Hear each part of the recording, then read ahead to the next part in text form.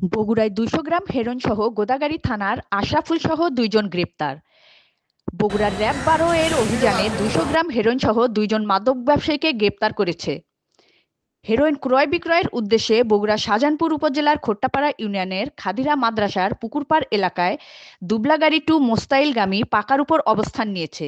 উক্ত তথ্যের ভিত্তিতে গত মঙ্গলবার ১৭ ডিসেম্বর সন্ধ্যা ৭:৩০টায় র‍্যাব সদর দপ্তরের ইনটুইংয়ের সহযোগিতায় অধিনায়ক র‍্যাব-১২ মোহাম্মদ কামরুজ্জামানের নেতৃত্বে আভিযানিক দল শাহজাহানপুর উপজেলার খোট্টাপাড়া ইউনিয়নের খাদিরা মাদ্রাসার পুকুরপাড় জনৈক আবু বক্করের মুদি দোকানের সামনে দুবলাগাড়ী টু মোস্তাইলগামী পাকার রাস্তায় পৌঁছালে র‍্যাব-১২'র উপস্থিতি টের পেয়ে একজন ব্যক্তি দৌড়ে পালানোর চেষ্টা করে।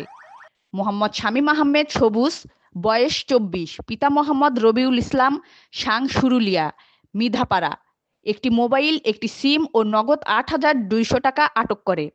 পরবর্তীতে তাকে জিজ্ঞাসাবাদ করে মোহাম্মদ আশরাফুল ইসলাম বয়স ৫৮ এর নিকট হতে মাদকদ্রব্য হেরোইন ক্রয় করার জন্য উক্ত স্থানে অবস্থান নেয় এবং মোহাম্মদ আশরাফুল ইসলাম ৫৮ তার কাছে মোবাইল বিক্রয়ের উদ্দেশ্যে রিকশাযোগে আসে বলে জানায়।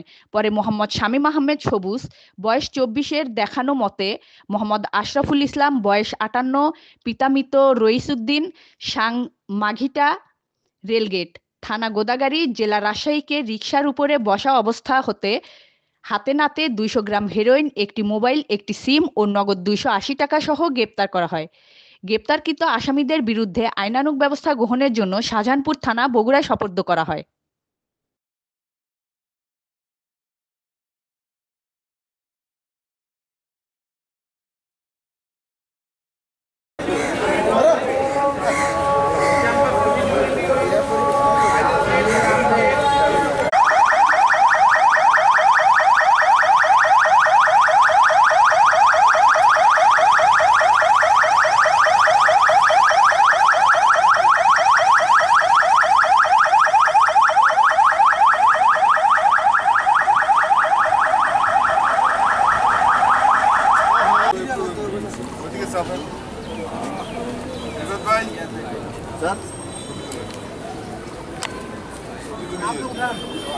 আপনি